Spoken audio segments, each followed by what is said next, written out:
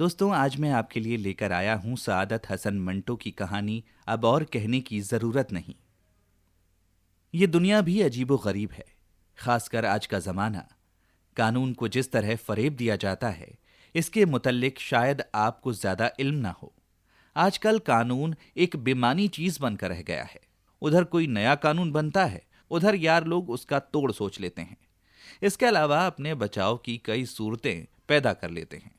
किसी अखबार पर आफत आनी हो तो आया करे, उसका मालिक महफूज व मामून रहेगा, इसलिए कि प्रिंट लाइन में किसी कसाई या धोबी का नाम बहैसियत प्रिंटर, पब्लिशर और एडिटर के दर्ज होगा। अगर अखबार में कोई ऐसी तहरीर छप गई जिस पर गवर्नमेंट को एतराज हो, तो असल मालिक के बजाय वो धोबी या कसाई गिरफ्त में आ जाएगा। उसको जुर्माना होगा या कैद। जुर्माना तो जाहिर है अखबार का मालिक अदा कर देगा, मगर कैद तो वो अदा नहीं कर सकता। लेकिन इस दो पार्टियों के दरमियान इस किस्म का मुआयदा होता है कि अगर कैद हुई तो वो उसके घर इतने रुपए माहवार पहुंचा दिया करेगा। ऐसे मुआहदे के खिलाफ वर्जी बहुत कम होती है। जो लोग नाजायज तौर पर शराब बेचते हैं, उनके पास दो तीन आदमी ऐसे जरूर मौजूद होते हैं जिनका सिर्फ ये काम है कि अगर पुलिस छापा मारे तो वो गिरफ्तार हो जाएं और चंद माह की कैद काट कर वापस आ जाएं। इसका मुआवजा उनको माकूल मिल जाता है। छापा मारने वाले भी पहले ही से मुत्तला कर देते हैं कि हम आ रहे हैं, तुम अपना इंतजाम कर लो। चुनांचे फौरन इंतजाम कर लिया जाता है, यानी मालिक गायब गुल्ला हो जाता है और वो किराए के आदमी गिरफ्तार हो जाते हैं। ये भी एक किस्म की मुलाजमत है, लेकिन दुनिया में जितनी मुलाजमतें हैं, कुछ इसी किस्म की होती हैं। मैं अब अमीन पहलवान से मिला तो वो 3 महीने की कैद काट कर वापस आया था। मैंने उससे पूछा, अमीन, इस दफा कैसे जेल में गए? अमीन मुस्कुराया, अपने कारोबार के सिलसिले में। क्या कारोबार था? जो रहा वो है। भाई बताओ तो। बताने की क्या जरूरत है, आप अच्छी तरह से जानते हैं, मगर ख्वामख्वाह मुझसे पूछ रहे हैं। मैंने थोड़े से तकल्लुफ के बाद इससे कहा, अमीन, तुम्हें आए दिन जेल में जाना क्या पसंद है? अमीन पहलवान मुस्कुराया, जनाब, पसंद और नापसंद का सवाल ही पैदा नहीं होता। लोग मुझे पहलवान कहते हैं, हालांकि मैंने आज तक अखाड़े की शक्ल नहीं देखी। अनपढ़ हूं, कोई और हुनर भी मुझे नहीं आता। बस जेल जाना आता है। वहां मैं खुश रहता हूं, मुझे कोई तकलीफ महसूस नहीं होती। आप हर रोज दफ्तर जाते हैं, क्या वो जेल नहीं? मैं लाजवाब हो गया। तुम ठीक कहते हो अमीन, लेकिन दफ्तर जाने वालों का मुआमला दूसरा है। लोग उन्हें बुरी निगाहों से नहीं देखते। क्यों नहीं देखते? जिला कचहरी के जितने मुंशी और क्लर्क हैं, उन्हें कौन अच्छी नजर से देखता है?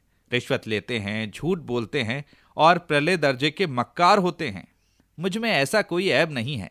मैं अपनी रोजी बड़ी ईमानदारी से कमाता हूं। मैंने इससे पूछा, किस तरह?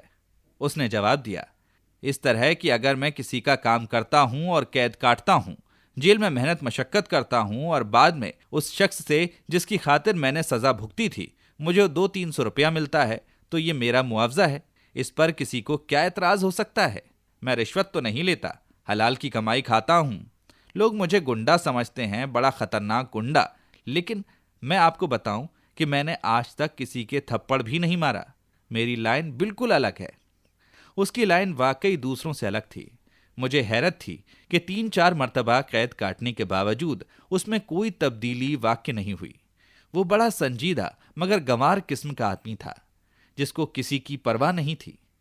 कैद काटने के बाद जब भी आता, इसका वजन कम अज कम 10 पाउंड ज्यादा होता। एक दिन मैंने उससे पूछा, अमीन, क्या वहां का खाना तुम्हें रास आता है?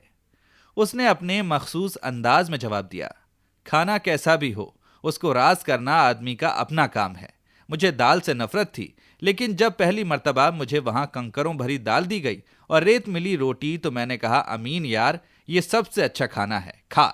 डिनर पेल और खुदा का शुक्र बजा ला। चुनांचे में 1-2 रोज ही मैं आदी हो गया।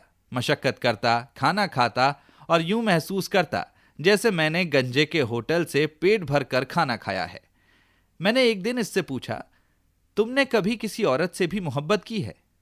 उसने अपने दोनों कान पकड़े। खुदा बचाए इस मोहब्बत से, मुझे सिर्फ अपनी माँ से मोहब्बत है। मैंने उससे पूछा, तुम्हारी माँ जिंदा है? जी हाँ, खुदा के फजलो करम से।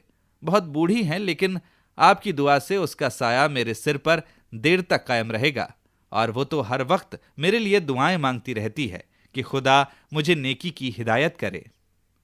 मैंने उससे कहा, खुदा तुम्हारी मां को सलामत रखे, पर मैंने ये पूछा था कि तुम्हें किसी औरत से मोहब्बत हुई या नहीं। देखो, झूठ नहीं बोलना। अमीन पहलवान ने बड़े तेज लहजे में कहा, मैंने अपनी जिंदगी में आज तक कभी झूठ नहीं बोला। मैंने किसी औरत से मोहब्बत नहीं की। मैंने पूछा, क्यों? उसने जवाब दिया, इसलिए कि मुझे उससे दिलचस्पी ही नहीं। मैं खामोश रहा। तीसरे रोज उसकी मां पर फालिस गिरा और वो राही मुल्क के अदम हुई। अमीन पहलवान के पास एक पैसा भी नहीं था। वो सोगवार, मगमूल और दिल शिकस्ता बैठा था कि शहर के एक रईस की तरफ से उसे बुलावा आया। वो अपनी अजीज मां की मैयत छोड़कर उसके पास गया और उससे पूछा, क्यों मियाँ साहब, आपने मुझे क्यों बुलाया है? मियाँ साहिब ने कहा, तुम्हें क्यों बुलाया जाता है? एक खास काम है। अमीन ने, जिसके दिलो दिमाग में अपनी मां का कफन दफन तैर रहा था, पूछा, हुजूर, ये खास काम क्या है? मियाँ साहब ने सिगरेट सुलगाया। ब्लैक मार्केट का किस्सा है। मुझे मालूम हुआ है कि आज मेरे गोदाम पर छापा मारा जाएगा, सो मैंने सोचा कि अमीन पहलवान बेहतरीन आदमी है जो उसे निपटा सकता है। अमीन ने बड़े मगमूम और जख्मी अंदाज में कहा, आप फरमाइए, मैं आपकी क्या खिदमत कर सकता हूं? भाई, खिदमत विदमत की बात तुम मत करो। बस सिर्फ इतनी सी बात है कि जब छापा पड़े तो गोदाम के मालिक तुम होगे। गिरफ्तार हो जाओगे। ज्यादा से ज्यादा जुर्माना 5,000 रुपए होगा और 1-2 बरस की कैद। मुझे क्या मिलेगा? जब वहां से रिहा होकर आओगे तो मुआमला तय कर लिया जाएगा। अमीन ने मियाँ साहब से कहा, हुजूर, बहुत दूर की बात है। जुर्माना तो आप अदा कर देंगे, लेकिन कैद तो मुझे काटनी पड़ेगी। आप बाकायदा सौदा करें। मियाँ साहब मुस्कुराए। तुमसे आज तक मैंने कभी वायदा खिलाफी की है? पिछली दफा मैंने तुमसे काम लिया और तुमको 3 महीने की कैद हुई, तो क्या मैंने जेल खाने में हर किस्म की सहूलियत बहम ना पहुंचाई? तुमने बाहर आकर मुझसे कहा कि तुम्हें वहां कोई तकलीफ नहीं थी। अगर तुम कुछ अरसे के लिए जेल चले गए तो वहां तुम्हें हर आसाइश होगी। अमीन ने कहा, जी ये सब दुरुस्त है, लेकिन क्या? अमीन की आंखों में आंसू आ गए। मियाँ साहब, मेरी मां मर गई है। कब? आज सुबह। मियाँ साहब ने अफसोस का इजहार किया। कफना दफना दिया होगा। अमीन की आंखों में से आंसू टप टप गिरने लगे। मियाँ साहब, अभी तो कुछ भी नहीं हो सका। मेरे पास तो अफीम खाने के लिए भी कुछ नहीं है। मियाँ साहब ने चंद लम्हात हालात पर गौर किया और अमीन से कहा, तो ऐसा करो, मेरा मतलब है कि तजहीस और तफकीन का बंदोबस्त मैं अभी किए देता हूं। तुम्हें किसी किस्म की तरदूत नहीं करना चाहिए। तुम गोदाम पर जाओ और अपनी ड्यूटी संभालो। अमीन ने अपनी मैली कमीज की आस्तीन से आंसू पोंछे। लेकिन मियाँ साहब, मैं अपनी माँ के जनाजे को कंधा भी ना दूं। मियाँ साहब ने फलसफियाना अंदाज में कहा, यह सब रस्मी चीजें हैं। मरहुमा को दफनाना है, सो ये काम बड़ी अच्छी तरह से हो जाएगा। तुम्हें जनाजे के साथ जाने की क्या जरूरत है? तुम्हारे साथ जाने से मरहुमा को क्या राहत पहुंचेगी? वो तो बेचारी इस दुनिया से रुखसत हो चुकी है। उसके जनाजे के साथ कोई भी जाए, क्या फर्क पड़ता है? असल में तुम लोग जाहिल हो। मैं अगर मर जाऊं तो मुझे क्या मालूम है कि मेरे जनाजे में किस किस अजीज और दोस्त ने शिरकत की थी। मुझे अगर जला भी दिया जाए तो क्या फर्क पड़ता है? मेरी लाश को चीलों और गिद्धों के हवाले कर दिया जाए तो मुझे उसकी क्या खबर होगी? तुम ज्यादा जज्बाती ना हो। दुनिया में सबसे जरूरी चीज यह है कि अपनी जात के मुतल्लिक सोचा जाए। मैं पूछता हूं, तुम्हारी कमाई के जराए क्या हैं? अमीन सोचने लगा। चंद लम्हात अपनी बिसात के मुताबिक गौर करने के बाद उसने जवाब दिया, हुजूर, मेरी कमाई के जराए आपको मालूम है। मुझसे क्या पूछते हैं? मैंने इसलिए पूछा था कि तुम्हें मेरा काम करने में क्या हियल हुज्जत है। मैं तुम्हारी माँ की तजहीज और तकफीन का अभी बंदोबस्त किए देता हूं, और जब तुम जेल से वापस आओगे तो। अमीन पहलवान ने बड़े बैंडे अंदाज से पूछा, तो आप मेरा भी बंदोबस्त कर देंगे? मियाँ साहेब बौखला गए। तुम कैसी बातें करते हो अमीन पहलवान? अमीन पहलवान ने जरा दुरुस्त लहजे में कहा, अमीन पहलवान की ऐसी की तैसी। आप ये बताइए कि मुझे कितने रुपए मिलेंगे? मैं 1,000 से कम नहीं लूंगा। 1,000? ये तो बहुत ज्यादा है। ज्यादा है या कम मैं कुछ नहीं जानता। जब मैं कैद काट कर आऊंगा तो अपनी माँ की कब्र पुख्ता बनाऊंगा, संगे मरमर की। वो मुझसे बहुत प्यार करती हैं। मियाँ साहब ने उससे कहा, अच्छा भाई, 1,000 ही ले लेना। अमीन ने मियाँ साहब से कहा, तो लाइए इतने रुपए दीजिए कि मैं कफन दफन का इंतजाम कर लूं। इसके बाद मैं आपकी खिदमत के लिए हाजिर हो जाऊंगा। मियाँ साहब ने अपनी जेब से बटुआ निकाला। लेकिन तुम्हारा क्या भरोसा है?